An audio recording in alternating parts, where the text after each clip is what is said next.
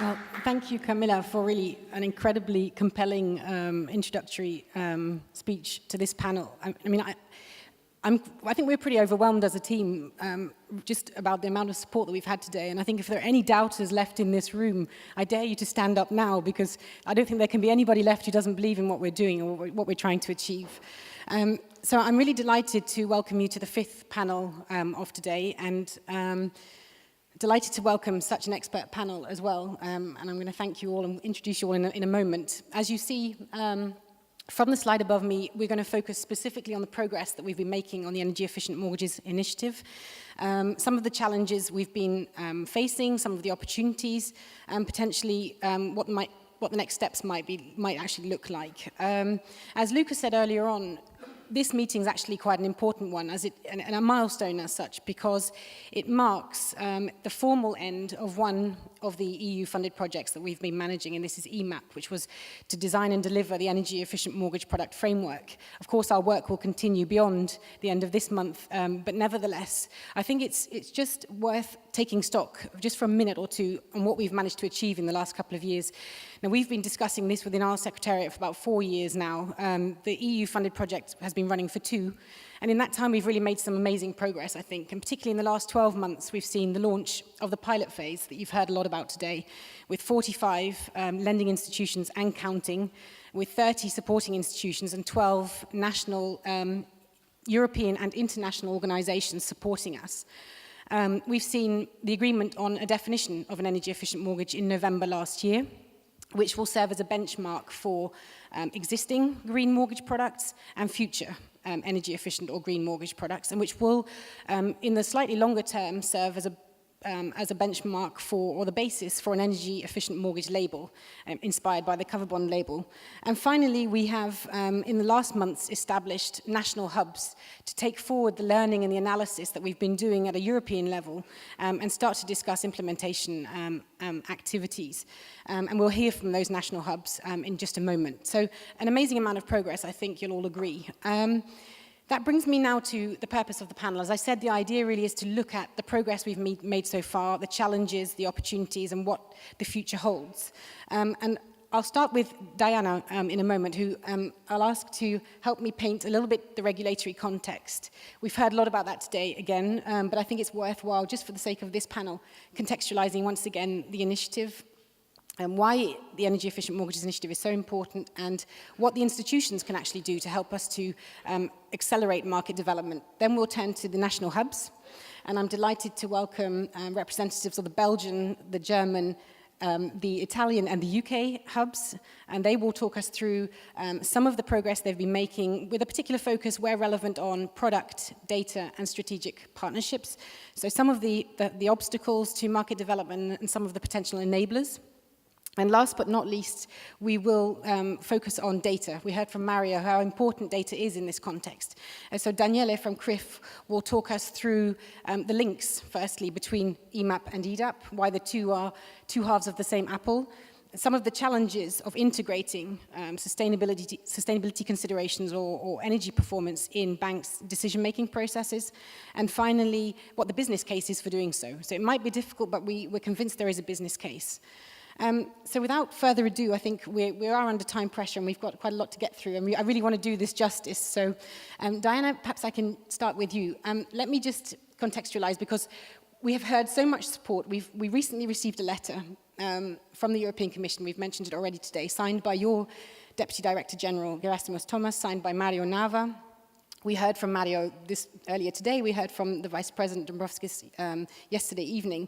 At the risk of giving the impression that we want yet more compliments and yet more support, I thought it would be nice to give you the opportunity on behalf of DG Energy to comment on how you see the initiative, because in actual fact, it was a long time ago, but Luca and I went with Luca's carpet, because he's the carpet seller, but we went and we knocked on your door first at DG Energy, and we told you about this crazy idea we had, and you were the first ones to believe in us. So I wanted to give you the opportunity just to comment here. Over to you. Sure, thank you, Jennifer.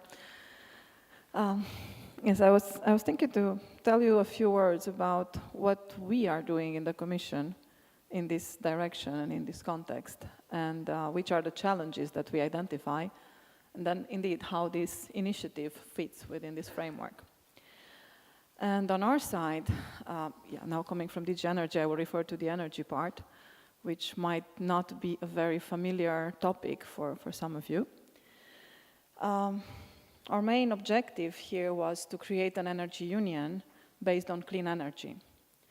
And recently, our representatives of the Commission were very happy to announce that we achieved this energy union, meaning we have set up the framework, we have put it in place. Achieved still needs transposition and implementation, and there are a few steps still to do, but still, it's a big achievement. And in terms of clean energy, the Commission has adopted in November 2016 a huge package called Clean Energy for All Europeans package. And this package has moved through the institutional process, and with the presentations and the speakers before me, I have the feeling that after today, you already have a good understanding of the process of legislative acts being adopted by the Commission, then being discussed with Council and Parliament before they are fully adopted. So for our clean energy package, by now we have reached an agreement among all necessary institutions for all 8 legislative proposals. The first ones discussed and agreed already last year were actually focusing on energy efficiency, on renewables, and the governance of the energy union. And the very first legislative act that was agreed and adopted was the one focusing on buildings, the Energy Performance of Buildings Directive. So with this package, we have 3 main objectives in the Commission. First, we want to give its role and place to energy efficiency.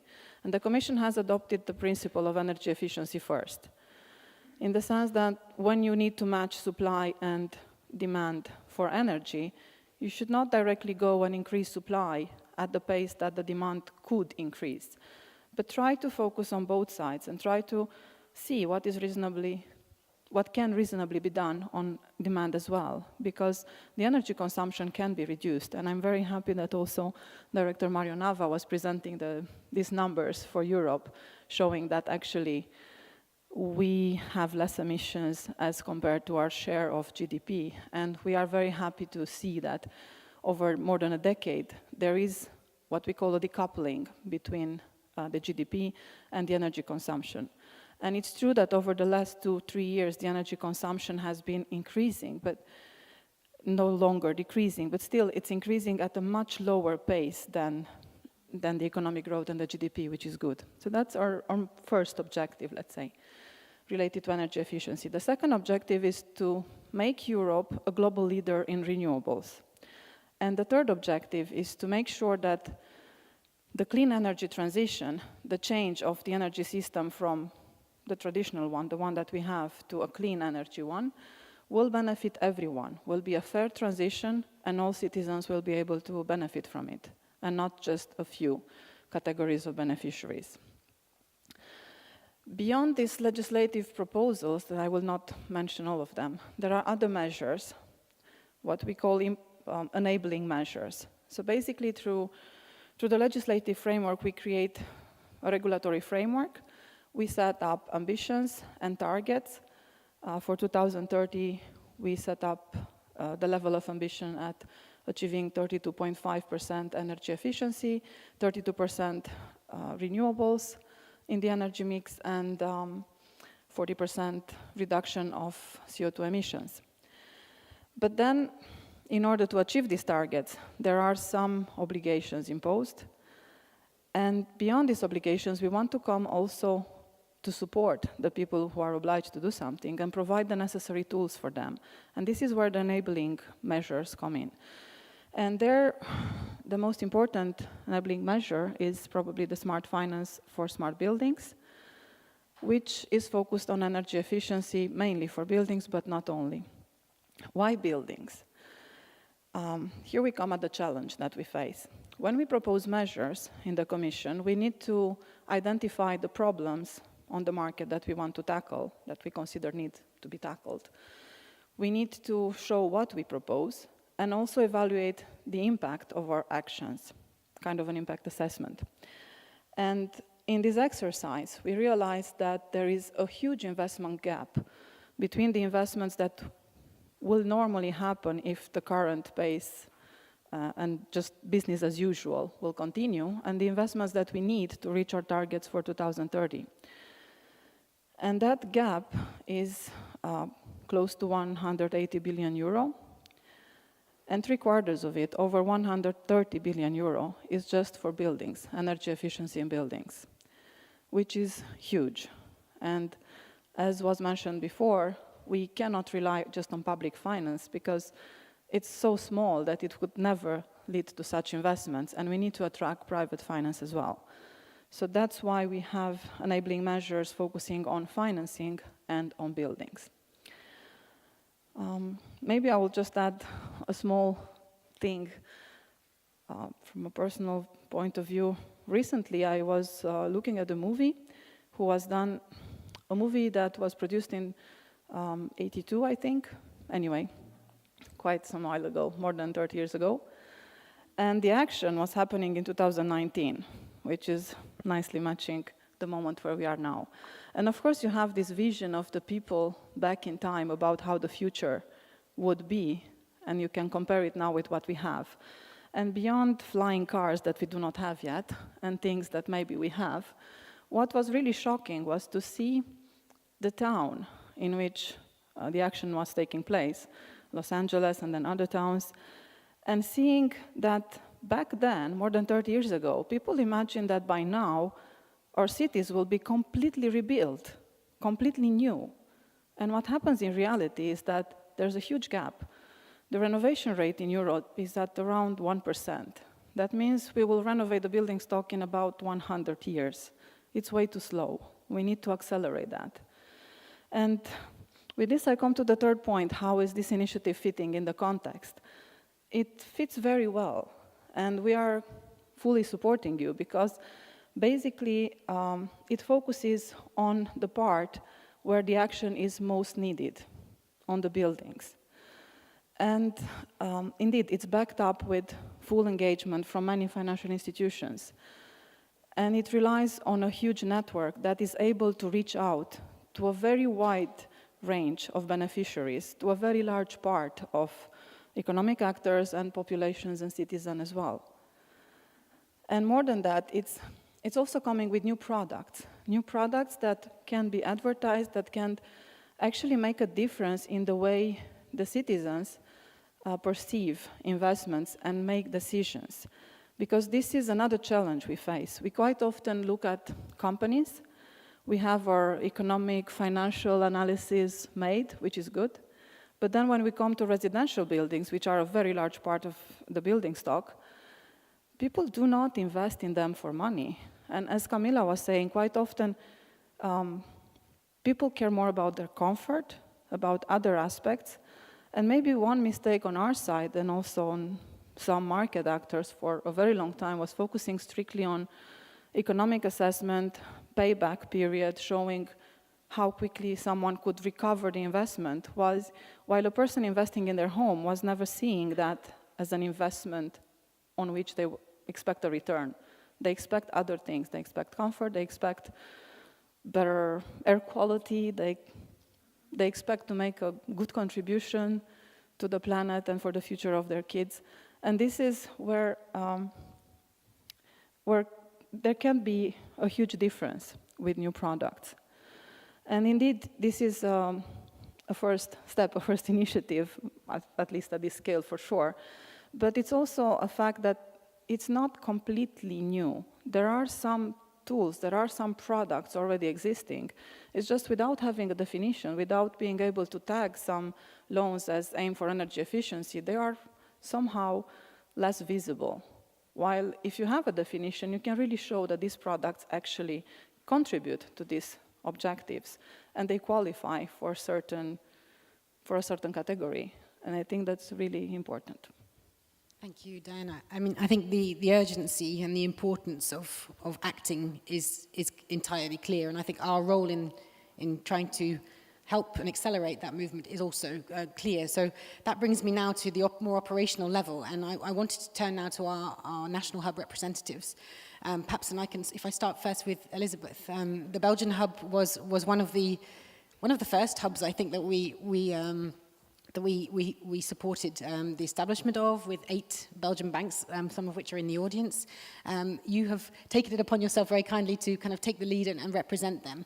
Perhaps you could provide a little bit of an overview of what progress you have made, where the discussions are, where the challenges are, the potential opportunities. The floor is yours. Yeah, thanks a lot, Jennifer. As you said, we started already in 2017 when we met Luca. We were all very much convinced by this initiative. We know that we have to do something about the housing, that the houses urgently need to be renovated if we really want to reduce these CO2 emissions. And I believe we're even 10 banks, because there's also some smaller banks joining us. And we're being very active in our group, and as you see, we're a quite large number here. So what have we been doing? We've been really looking at what do we want. We want to improve the climate conditions, and we think we play a big role in this. We can help financing this. And we also want to prepare not only the people for the future. We also want to be sure that we catch this train on time, because we are currently already financing houses, but what do we have in our stock? We don't know. What is the energy performance of the buildings? We don't know. And so this is very important for us. We were wondering how is the value affected by the energy efficiency? And hence we really pushed, and we have, unfortunately, in Belgium quite specific situations. We have 3 different regions which have their own independent policy towards the energy performance certificates, and their own budgets, etc.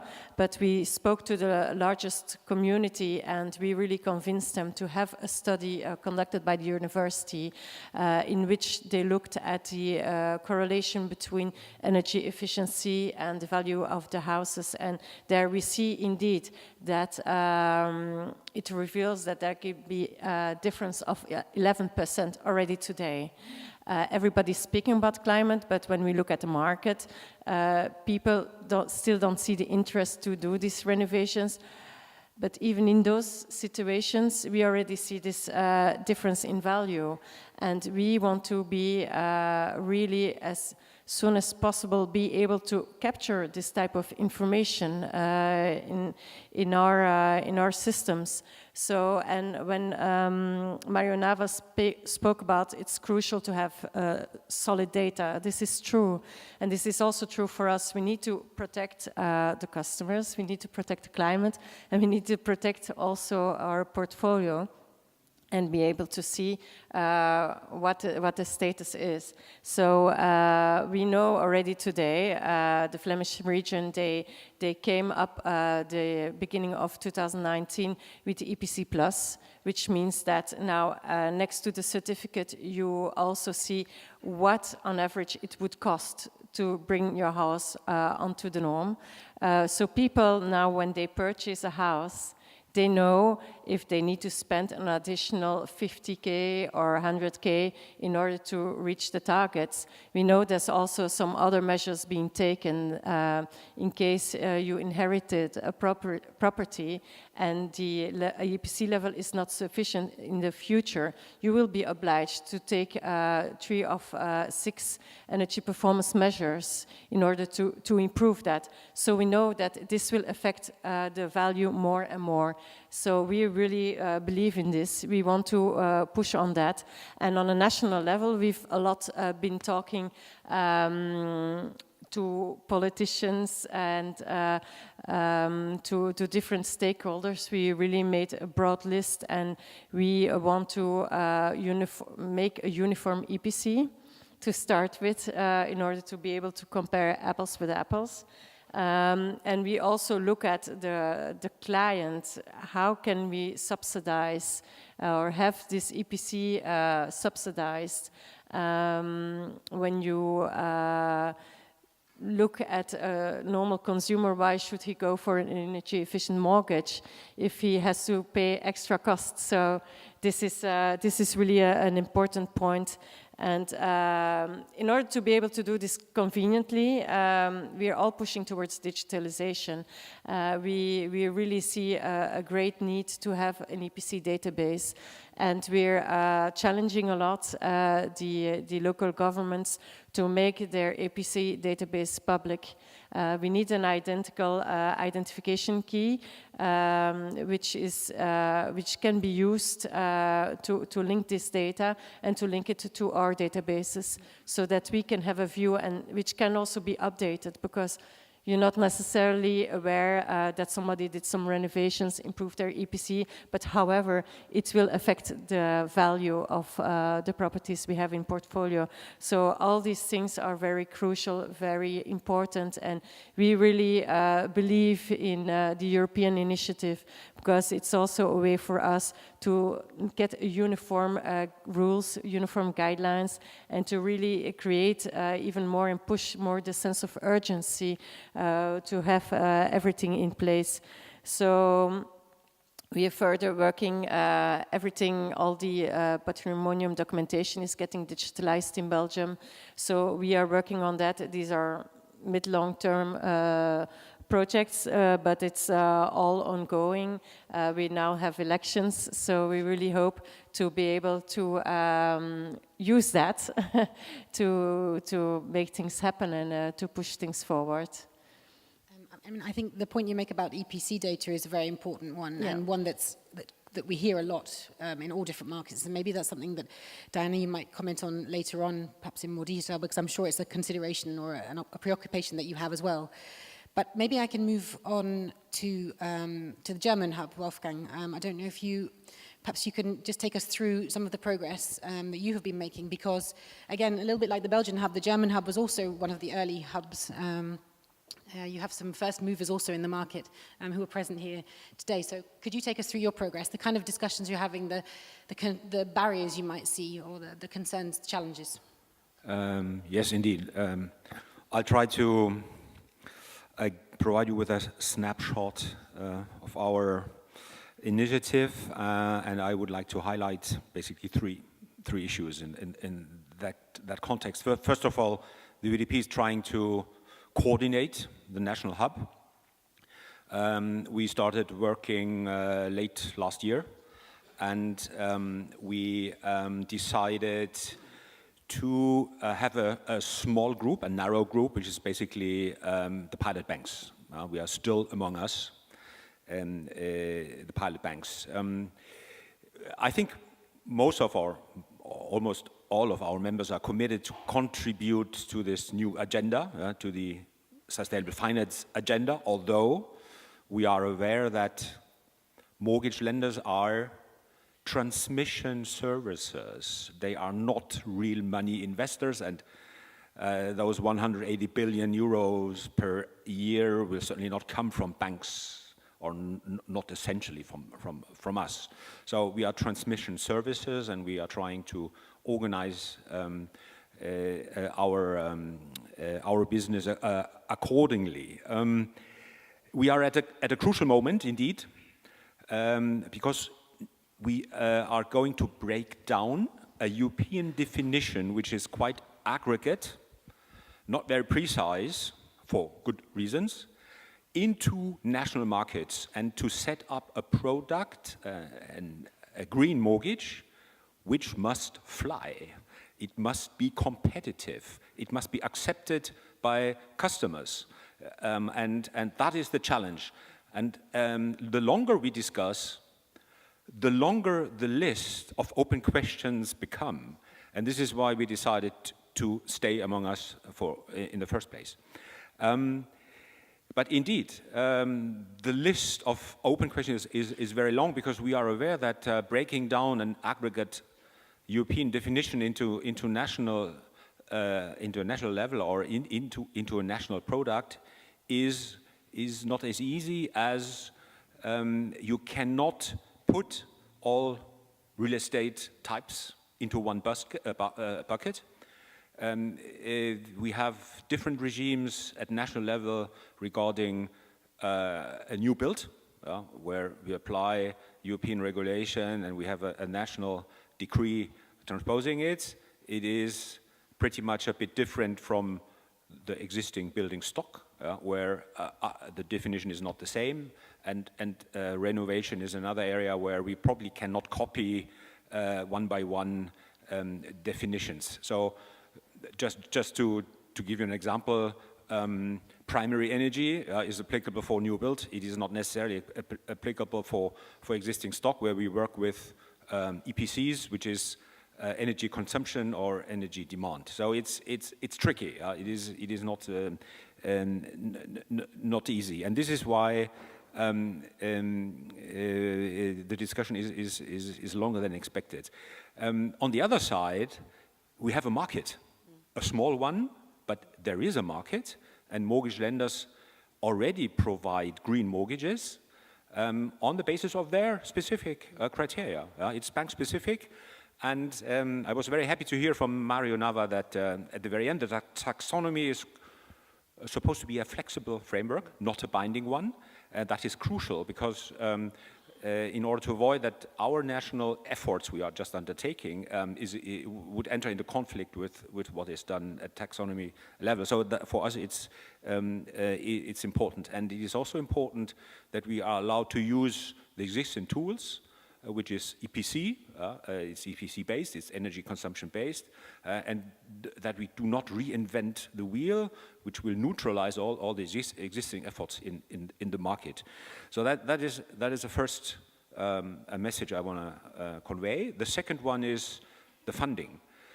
Our initiative is strongly driven by covered bond funding and the green covered bond, where indeed there is a strategy behind many banks, a new investor base, and what has been done in this area must also be consistent with the asset side, so that we cannot implement at a later stage a green criteria for the green mortgage, which are not compatible of what we did on the funding side. So this must be consistent. Now we see the whole work stream from the mortgage provision till the funding through covered bonds, green covered bonds. That is basically my second message. And the third one is indeed data. That is, I think we all struggle with data. Banks very often struggle to get even the EPC information in. We have to align our internal structures.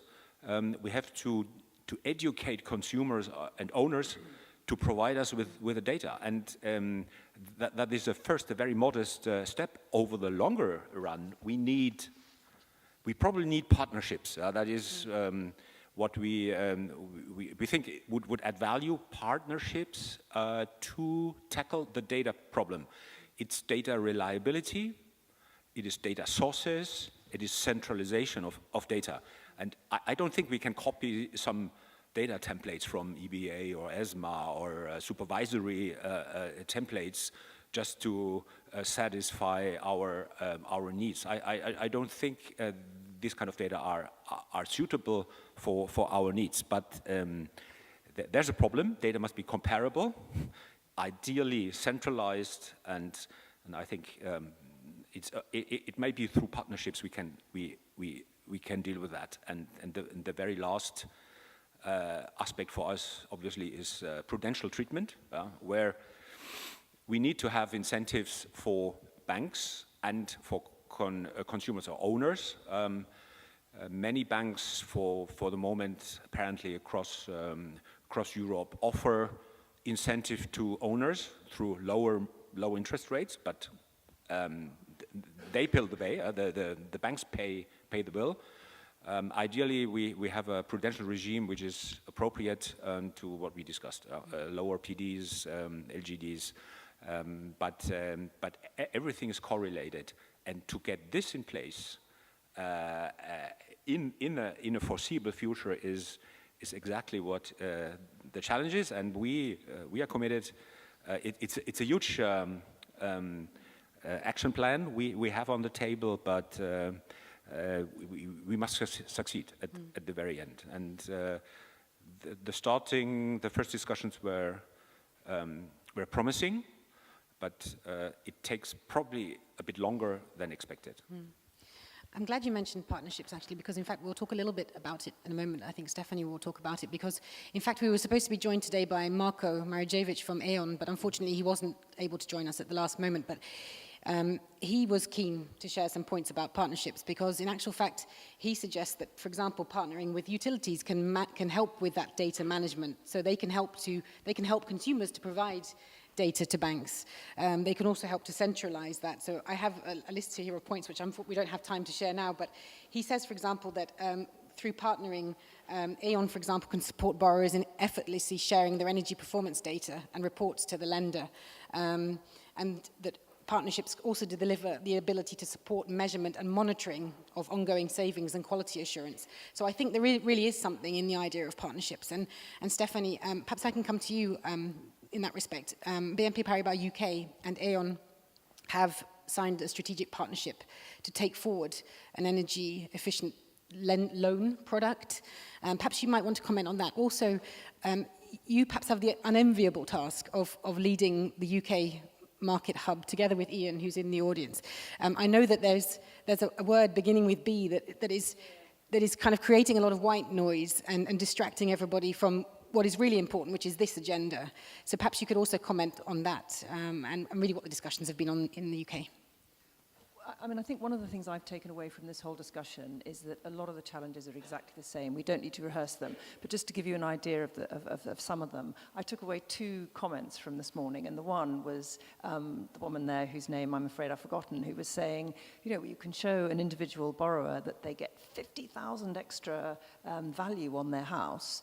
The snag is the renovation cost them 75,000. So, you know, how do you persuade someone to spend 75,000 on something that's going to give them 50,000? So that multiplied 1,000 times. You know, with all due deference to Michael Liebrecht, you know, the fact is 25,000 probably is neither here nor there to him. What we have to think about is the people who, for example, in Italy, apparently get fantastic tax credits on 65% of the borrowing, but they don't have the money to raise the 35% down payment.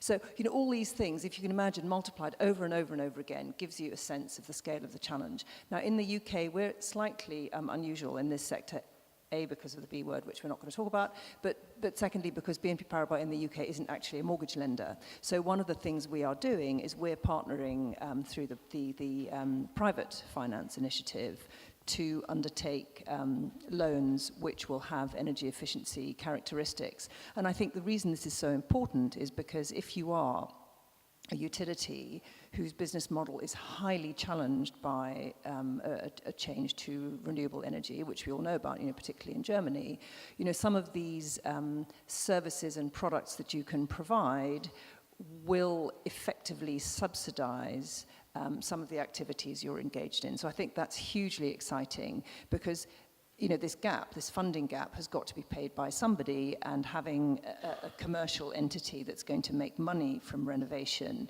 is a really, really good starting point. So I think what's happening in the UK is that I would say it's an extremely mixed picture in terms of engagement. I would say that the smaller mortgage lenders are very much more engaged than some of the larger ones. You know, we know that, you know, Barclays has done a green bond, but it was a relatively simple structure. It probably wouldn't have ticked some of the boxes that we're going to have to tick going forward. But the positive noise, I think, is that my role is green bonds. I mean, green sustainable bonds, that's what I do. The market is not waiting. We're not sitting around waiting for perfection. And if I would say the one really positive takeaway is that the new word, other than transparency, is transition. You know, we as the market need We need to be supporting people transitioning. We need to recognize that not everything is perfect right now, and we need to be lending longer-term money through the bond markets with the process using the green bond principles of engaging on an annual basis with getting better and better and better reporting. But people are not sitting around saying, you know, bring us something which is in its final form. They're saying, we need to work with you to come up with something that starts delivering those results. And we recognize that to begin with, it may be some qualitative information. If we're lucky, you know, in a couple of years, that will become more quantitative and more measurable. But again, I think one of the compelling arguments for people that are looking to dip their toes into this market is that demand for sustainable, focused securities is just getting stronger and stronger. And whoever it was earlier who said that this isn't going anywhere is absolutely right. The regulatory tsunami that's coming for investors to demonstrate that they are directing their funds in sustainable ways is really sharpening demand for these instruments. So, you know, we are all aligned in wanting to issue them. Thank you, Stephanie. You mentioned actually the favourable tax regime in Italy. We're fortunate enough to have Paolo from UniCredit with us. Perhaps you could say a few words about that. I know you have a nice surprise for us on the screen, but also we've heard Paolo from the Belgian and the German hubs, which until now have focused very much on the banks. So the discussion has really been limited to banks at this time. In Italy, you've taken a different approach, right? You've considered the broader market and you've involved a wide range of stakeholders in your discussion so far. So perhaps you could first explain what this is and then maybe talk a little bit about the progress of the Italian hub. Yeah, thank you, Jennifer. Yeah, we have a very friendly law in Italy, but it's not a gift give us just to get a gift, and it's not an immediate gift. It's a very complex law because, as you know, Italian government cannot spend many money because we don't have.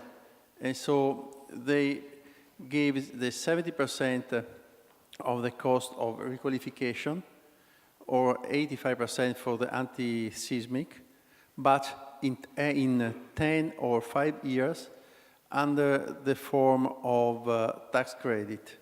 So it's very difficult for the people to receive this money. And then in the last 2 years, we worked on that, how to allow to the people to receive this money.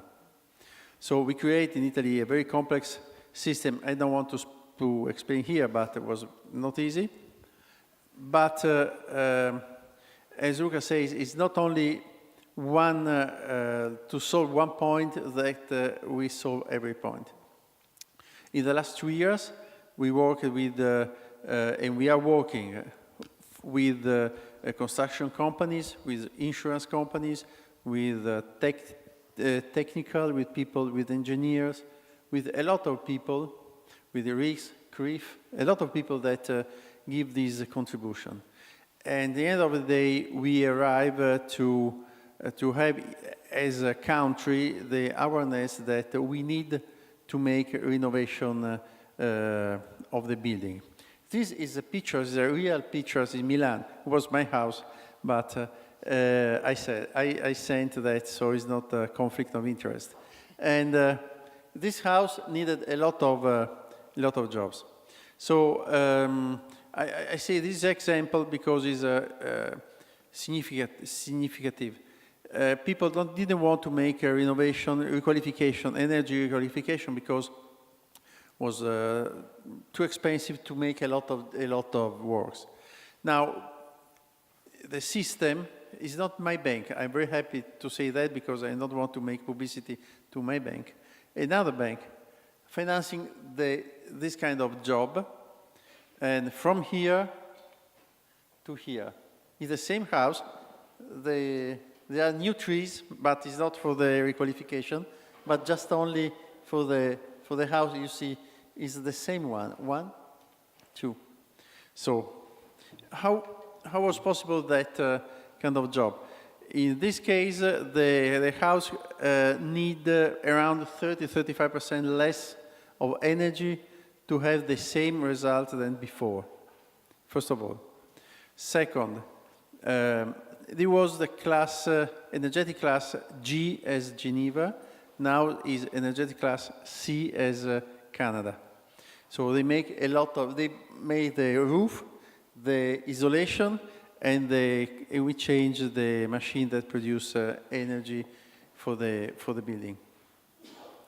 There was possible thanks to the Italian law, but thanks to the awareness of, for example, for utilities, that they understood that they have a role in this market.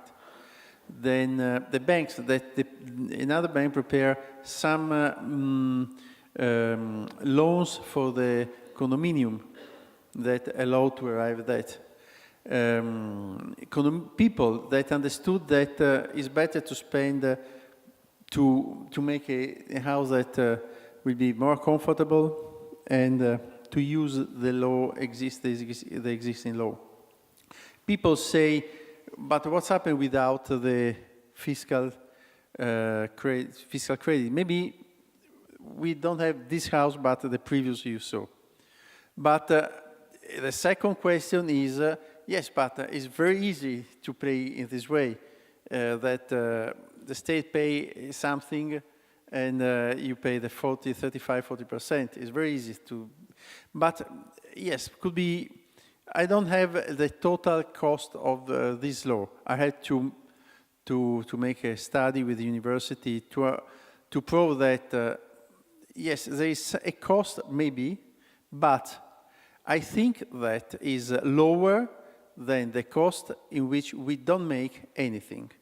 Because for one example, I read one analysis of the cost of the Italian law, and they said, yes, you have less income for the public balance sheet because you have less tax on consuming on the energy. Of course, but is a plus or is a minus? Because if we want to reduce the energy consumption or to modify our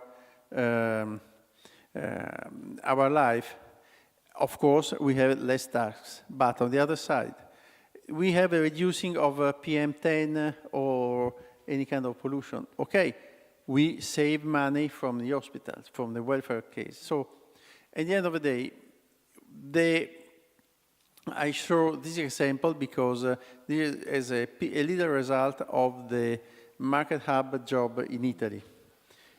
Because only to stimulate the awareness of all the actors in Italy, we arrived to do not only that, many others. And we have another problem, as one problem as all the market hub, I understood, that are the data. I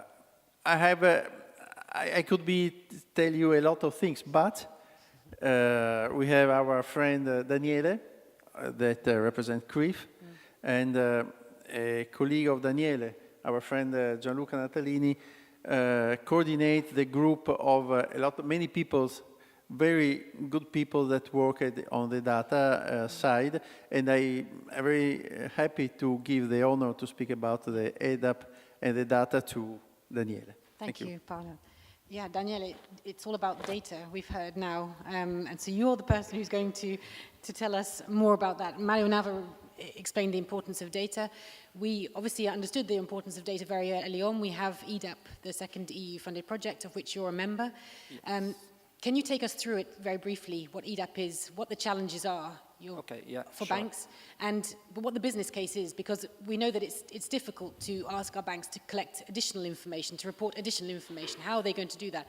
But there is a business case, we believe. So can you explain those things for us? Yes. There's also the Zapper, because you have the slides, right? You have the Zapper. Okay, great. Okay, before moving to the data situation, thanks a lot, Jennifer, for introducing the point.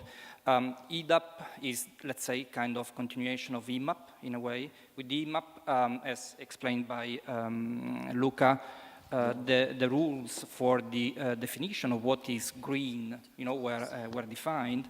Now what we are focusing on is actually on making how to say, the green mortgage going into real life and turning what are supposed to be benefits, theoretical benefits, into real benefits for banks and for consumers.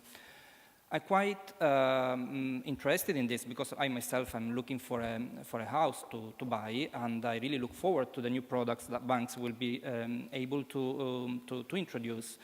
As you know, I live now in Bologna, and Bologna is a very nice city, but winter time is very, very cold, extremely cold. It looks like a Northern European city, if you wish. But in summertime, it is quite hot.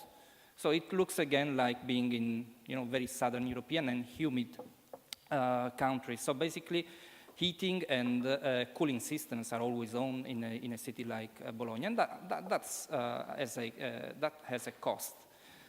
And I realized how expensive this can be now when starting my house hunting in Bologna. For those coming to Varignana in May, don't worry, May is still a nice month to be in the hills of Italy. Now, within EDAP, what we focused on so far is to basically design a sort of common data requirements. So basically, Wolfgang earlier on talked about the need of having some sort of centralized database. Well, we basically focused on the design of a concept of a data portal, pan-European data portal, where data needed to analyze this sort of green finance can be collected, structured, harmonized, in order to be useful and to be, comparable, basically, and to sustain, basically, to support the evidence about the correlation between risk and energy class. Data was mentioned quite often today by different players, and that's basically the core issue that we are facing within the National Hub in Italy, but also in other countries. And let me just go through the slide. Banks have gone through a sort of paramount change years ago. When Basel II regulation was introduced, the initial proposal back in 2001, just to give you an idea, capital requirements before 2001 were calculated using a regulation which consisted basically in something like 30, 50 pages, no more, Basel I. The Basel II regulation consisted, the first version, the first release, of 750, more or less, pages, just to give you an idea of how complex that world was. Most of the banks had to face the data issues at that time, but during the time they managed to get very good databases, very good and structured data. And we can see here, we have basically all of the data, standard data, allow me to say, the traditional data. What is missing and what affects the judgment you see when, the sad smile, the sad face, is basically the information about the energy class. This is basically what is proving quite challenging. And without this piece of information, managing the lower risk related to energy class is also a little bit challenging. So we have, and that's what we did within the EDAP work stream, and what we did also with the Italian National Hub. We basically shared the information that we would need to collect in order to be able to manage the energy efficient mortgage and the green factor, let's say. And we share this, but we can count on information about the applicant, we can count on the information about the contract. What we lack is basically the EPC. And that's a problem. What we did in Italy was basically to design this sort of framework, and then we started saying, okay, what can we use at the moment? What can we find? Either because we get that data coming from the financial institutions like banks, or coming from institutional players like ENEA in Italy, but also other institutions, local institutions. What we as CRIF can provide, we have, you may know, a credit bureau in Italy. We can also count on the real estate business of a service line of CRIF. So we have a database of evaluations, real estate evaluations with the EPC. So basically the idea within the EDAP project is to build this sort of data pool based on which we want to run those analyses that were mentioned, that correlation analysis between probability of default and loss given default. It has been mentioned by Mario Nava, by Slavka from ABA, by Wolfgang earlier on. This is basically the critical evidence that we need to gain, that we want to produce within the EDAP project. So basically this is the framework, very high-level framework. Some data will be provided by banks. Some data likely will be available from, for instance, regional energy registers, which provide anyway energy class for a number of properties locally. I'm talking about the Italian market at the moment. So basically, getting all this information coming from different banks, standardizing the information so that at least information coming from different banks is similar in terms of interpretation, in terms of meaning. We want to build this correlation analysis database, and then we want, this is what we are at the moment we are working on, building this database based on which we will run correlation analysis between probability of default and the loss given default. Probability of default means what is the likelihood that an obligor goes into default, considering, you know, when applying for a mortgage loan. The loss given default is instead, if an obligor defaults, how much money is the bank going to lose? And bear in mind, these two metrics are quite important for financial institutions, since these two metrics are actually driving regulatory capital under Basel agreement, but also are two key elements which are used to calculate credit loss provisions, which goes into the bank's P&L. So what we did, I'll show you some preliminary results of some analysis that we carried out. I want to share one thought first. What we did was to use some samples, which I want to highlight this, are not representative. So the evidence that you see here may be biased, okay? So what we did in terms of probability of default, basically we analyzed a panel of 50,000 loan contracts, mortgage loan contracts, and then we saw what happened 12 months or 18 months after the mortgage loan was granted. So basically we counted the number of defaulted obligor as the total amount of obligors that got the loan. The very first evidence that came to our table was that actually there is indeed a strong correlation between the energy class and the obligor's risk. Okay, then we said, well, it can't be that strong. So we ran this analysis by using the information we had available. So basically we said, okay, since those spending in buying a new flat, A-class rated, EPC A, well, those are also those richer ones that, you know, can afford buying such a property. So that we run this analysis basically considering similar bands of loan amounts and property values. So basically we considered all those property values between 400,000 euros and 500,000 euros, so that we don't have, you know, any bias linked to the spending capacity of the obligor.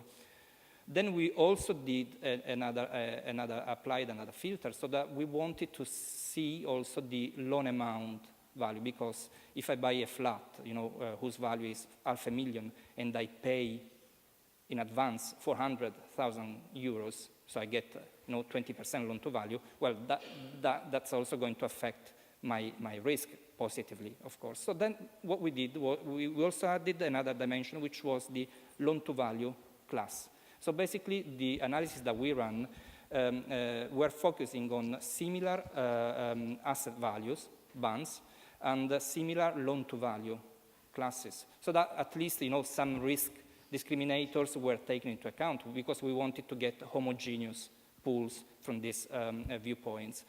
And the observed default rate was basically here in this sample, in this cluster, was twice as high for non-energy efficient classes, for non-energy efficient mortgages, was basically twice as high as those as the bad rate that was observed on the green mortgage pool. This measure varies between the different pools that we built. So basically, it goes from something like 50% to 100%, which we are seeing here. This is not the final measure. This is not what we say is the real evidence, but this is simply giving us a clear idea of the correlation that we can find between risk and energy class from a probability of default standpoint. We went a step further because we wanted also to consider the impact on the loss given default. There is a problem with the loss given default, mostly in Italy, where judicial proceedings take ages. We talk about, even 7, 8, 9 years of legal procedures taking place in Italy. And what we did was basically to try and link the energy class to observe how the value of the real estate property would actually be affected by the energy class. So we are not measuring the loss. What we focused on at this moment is, does the energy class affect the property value? I mean, it came clearly also during the discussion earlier on that from the UK experience, that this has an impact on the value of the property. So what we did was to take into consideration a pool of more or less 35,000 loans for which we had the energy class available, and we observed the value of those mortgages, those properties, splitting them into green versus high energy buildings versus low energy buildings. So we created two pools basically, and we observed how that value evolved during the years going from 2011 until 2018. So basically the latest part of the economic crisis, just to have some evidence. We don't want to focus on the different trends that we observed. So the green properties were actually increasing values in the first years of the time series we had, but that's not what we wanted to focus on. What we want to see and to highlight is the value that was lost after 7 years, 8 years in our time series. So basically, the green properties proved to be more resilient to the economic cycle. So basically, given 100 euros, the price that we observed at the beginning of the time series, at the end, after 8 years, those properties value was 89, whereas for the non-green properties, that value decreased to 77, so a decrease of 23%. Again, as for the previous survey, for the previous analysis I commented on, these are just preliminary results. These results have to be confirmed using a larger sample, but also carrying out more rigorous analysis. We couldn't go into more granular analysis because of data limitations we had in the data pool, in the sample we used. But again, as for the PD, what we gain as an initial insight is that energy class does actually have an impact on the risk, credit risk, and also has an impact on the property value. The property is the collateral behind the mortgage. So basically, if the property value is more resilient for green properties, then the LTV loan-to-value ratio is more favorable for those that buy green properties. And that can be turned out into, again, lower losses, as I mentioned, lower capital requirements, and so on and so on. So basically, these are the two major evidences which I wanted to share with you and to the panel. We'll be working on this after finalizing the data pool. So hopefully by end of 2019, we'll be able to share more robust and more final evidence about this correlation analysis. Thank you, Daniele. Wolfgang, I'm afraid. May I just A compliment? very brief one. I think, sorry. We're running out of time. I think, yes, this is a very good example. Yeah. And if in Brussels we know that we do not have to deliver a statistical masterpiece, evidence, we have to deliver evidence. Yeah. And this is, I think, sufficient to convince policymakers regarding prudential treatment and differentiated prudential treatment of green mortgages. And that's a very good example. Absolutely. I don't know if we can copy this to other countries, but this is what ideally should be produced. Yeah, absolutely. We could have 3 panels just on energy efficient mortgages alone. Unfortunately, we don't have that luxury today. But I think that's a really great place to stop the discussion, and that's what we're going to take forward with us. So thank you to the panelists, thank you to the audience, and please show your appreciation.